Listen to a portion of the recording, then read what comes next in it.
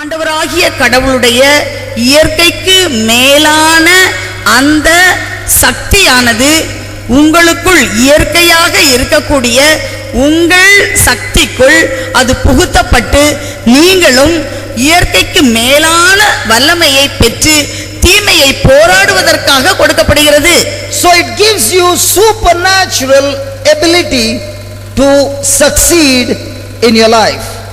ஆண்டவர் உங்களுக்கு இயற்கைக்கு மேலான ஒரு திறனை உங்களுக்கு கொடுக்கின்றார். தீயவற்றிலிருந்து தீயவற்றை மேற்கொள்ள எதிர்த்து போராட நீங்கள் சக்தி பெறும்படியாக அத்தகைய வல்லமையை உங்களுக்கு தருகின்றார். Praise the Lord. Praise the Lord. Now let's see what Peter has to say in Acts 2. திருத்தூதர் பணி 2வது அதிகாரத்திலே பேதுரு என்ன சொல்கின்றார் என்று பார்ப்போம். Now Peter said in Acts 2:36.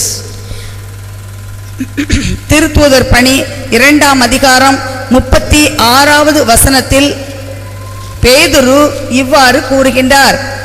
Therefore let all the house of Israel know assuredly that God has made that same Jesus whom you have crucified both Lord and Christ.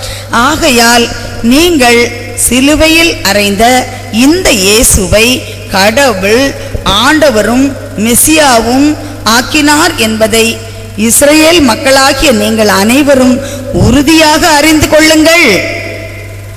So Peter said, the very Jesus whom you crucified, God has raised him from the dead and made him the Lord and Christ, means the anointing and the anointed one.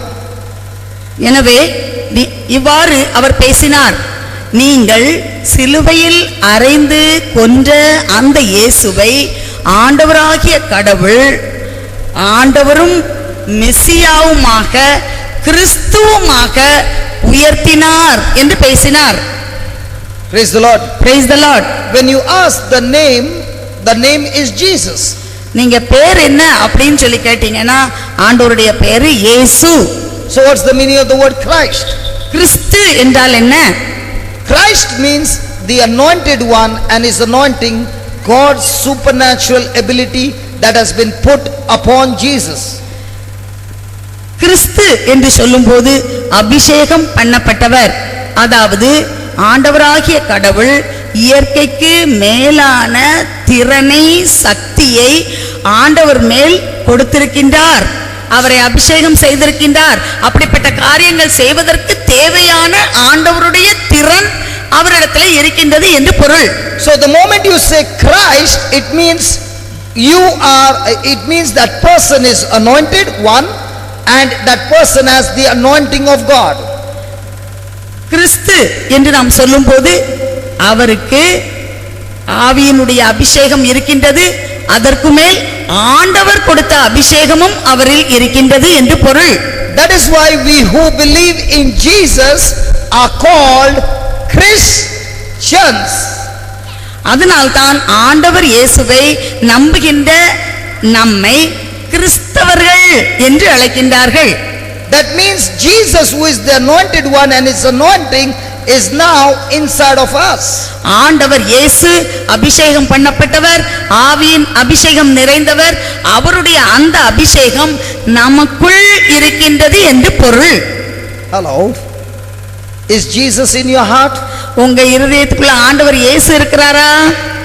Come on, is உங்க Jesus in your இதயத்துக்குள்ள heart? ஆண்டவர் இயேசு இருக்கிறாரா? Now can you see Jesus? நீங்க ஆண்டவர் இயேசுவை பார்க்க முடியுமா? You cannot see Jesus. நீங்க பார்க்க முடியாது. But if the Bible says, because you believe in Jesus, Jesus has come to dwell in your heart. ஆனால் பைபிள் இவ்வாறு சொல்கின்றது, நீங்கள் ஆண்டவர் இயேசுவை நம்புவதனால் விசுவசிப்பதனால் அவர் உங்களுக்குள் வந்து உங்களோடு இருக்கின்றார் என்று சொல்கின்றது. So I can't see Jesus. நான் ஆண்டவர் இயேசுவை பார்க்க முடியாது. I can't feel Jesus. ஆண்டவர் இயேசுவை தொட்டு உணர முடியாது. I can't touch Jesus. ஆண்டவர் இயேசுவை தொட முடியாது. But yet I choose to believe because the Bible says so.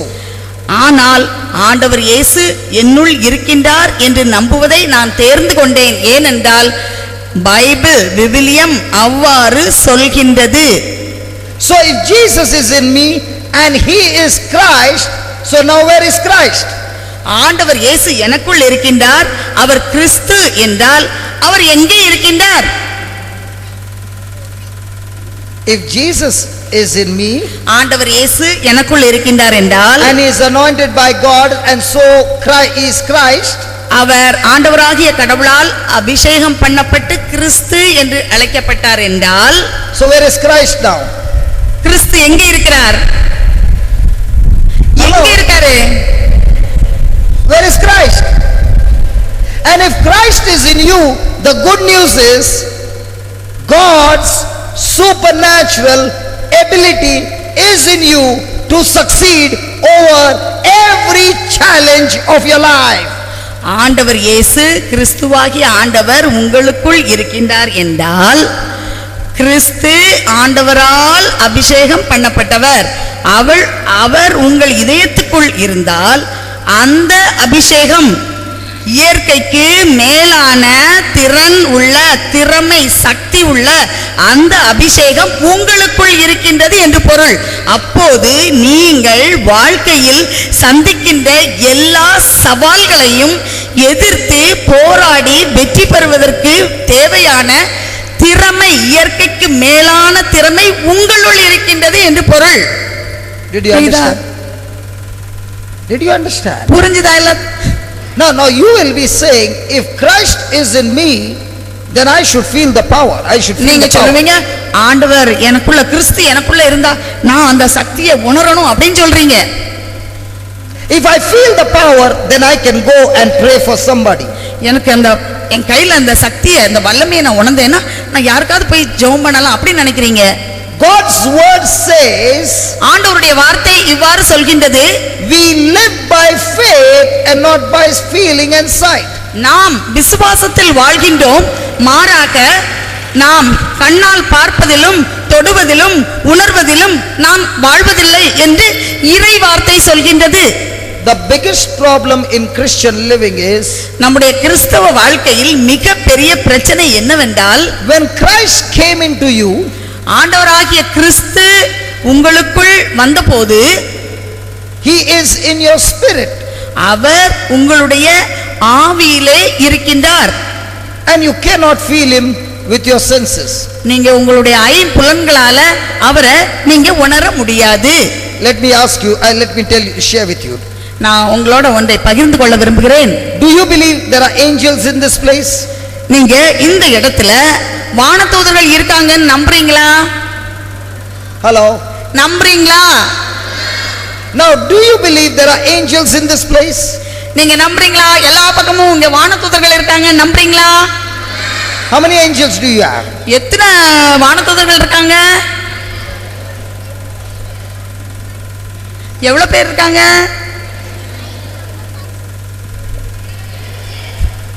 How many angels do you have? Countless.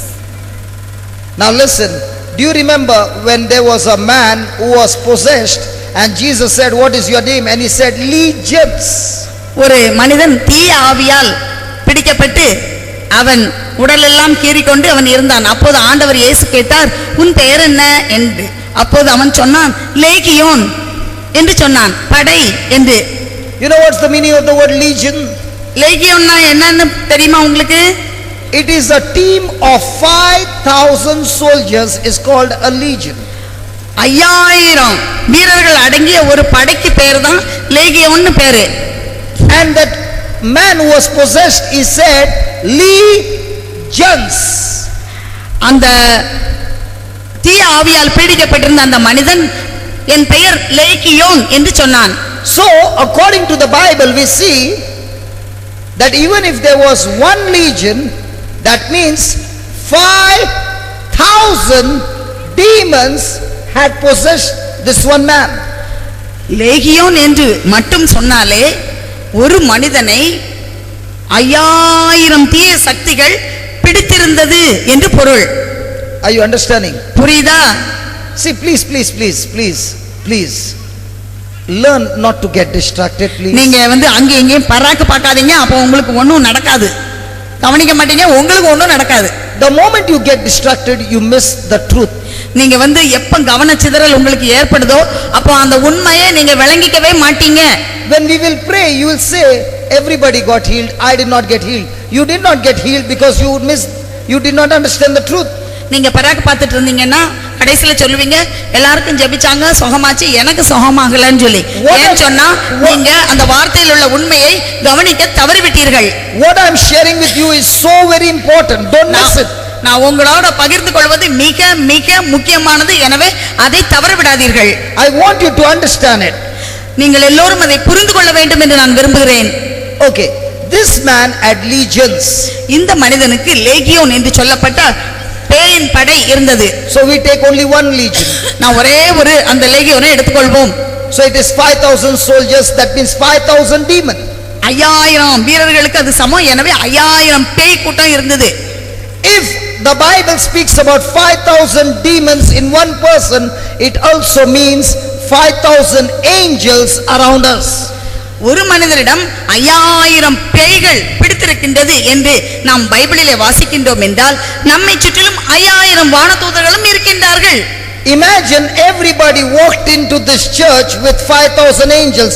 Today how many angels will be in the house of God? நாம் ஒவ்வொருவரும் இங்கே நுழையும் போது 5000 வானதூதர்களோடு இந்த ஆலயத்திலே நுழைந்தோம் என்றால் இப்போது இந்த ஆலயத்தில் எவ்வளவு வானதூதர்கள் இருப்பார்கள்? Now, even though there are so many angels that there is no place for angels to come in, it's totally jammed. Can you feel any of the angel? இங்கு இவ்வளோ அதிகமான வானதூதர்கள் உள்ளே வந்தால் அவர்கள் உள்ளே நுழைந்து வருவதற்கு கூட இங்கு இடம் இருக்க முடியாது. ஒரு ஆளுக்கு 5000 சொன்னா உள்ள நுழைய இடம் இருக்க முடியாது.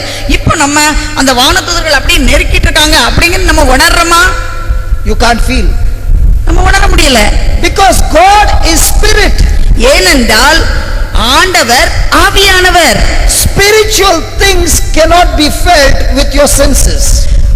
ஆவிக்குரிய பொருள்களை உங்களுடைய ஐம்புலன்களால் நீங்கள் உணர்ந்து கொள்ள முடியாது.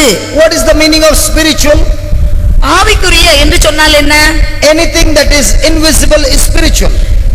எதுவெல்லாம் கண்ணுக்கு புலப்படாதவையாக இருக்கின்றதோ அவையெல்லாம் ஆவிக்குரியவைகள். Anything that is visible is natural.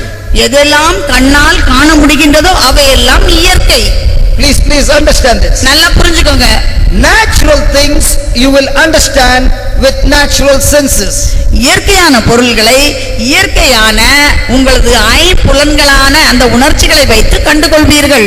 Spiritual things you will never be able to understand with your natural senses. ஆனால் ஆவிக்குரிய பொருள்களை உங்களுடைய இயற்கையான ஐம்புலன்களை வைத்து நீங்கள் உணர முடியாது.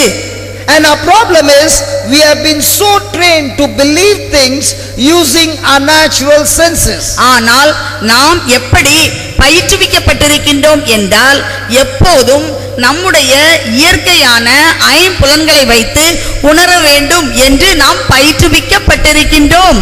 Please understand, the Holy Spirit is spiritual. புரிந்து கொள்ளுங்கள், பரிசுத்த ஆவியானவர் அவர் ஆவிக்குரியவர். Holy Spirit power is spiritual. பரிசுத்த ஆவியானவருடைய வல்லமை ஆவிக்குரியது. So you cannot feel with your senses. எனவே உங்களுடைய ஐம்புலன்களினால் ஆவிக்குரிய காரியங்களை நீங்கள் உணர்ந்து கொள்ள முடியாது. Are you understanding? புரிஞ்சுதா உங்களுக்கு? Many people believe that if I feel the power or my fingers start shaking, oh, the power has come. நிறைய பேர் நினைக்கிறாங்க, இப்படி எனக்கு அது உணர்ச்சி என் கையில வந்ததுன்னா, என் கையெல்லாம் அப்படி நடுங்கிட்டே இருந்ததுன்னா அப்போ நான் அதை ஃபீல் பண்ணலாம் அப்படின்னு நினைக்கிறாங்க. So if my fingers are not shaking, இப்போ என் விரல்லாம் இப்படி ஆடாம நின்னுச்சுன்னு சொன்னா the power is not there. என்கிட்ட பவர் இல்லை அப்படின்னு நினைக்கிறாங்க. Wrong thinking. அது தவறான எண்ணம். Jesus said, ஆண்டவர் இயேசு கூறினார், when the comforter will come, துணையாளர் வருவார், he will come and stay within you, அவர் வந்து உங்களோடு உங்களுக்குள் தங்கியிருப்பார், and never depart out of you. உங்களை விட்டு அவர் ஒருபோதும் விலகுவதில்லை என்று கூறினார். Do you understand? புரியுதா உங்களுக்கு? Do you understand? புரிஞ்சிருக்கா? So when the Holy Ghost comes in, பரிசுத்த ஆவியானவர் உங்களுக்குள் வரும்போது might be the day I experienced the power. அந்த ஒரு நாள் அவர் வருகின்ற போது நான் அவருடைய வல்லமையை அனுபவித்திருக்கலாம். But the good news is, நல்ல செய்தி என்னவென்றால், once he has come in, he will never go out of you. ஒரு முறை உங்களுக்குள் வந்த அந்த ஆவியானவர், எனக்குள் வந்த ஆவியானவர் ஒருபோதும் உங்களை விட்டு வெளியே செல்வதில்லை. Are you understanding? புரிஞ்சுதா? So many a times you are saying, God, let me feel the power, then I will go.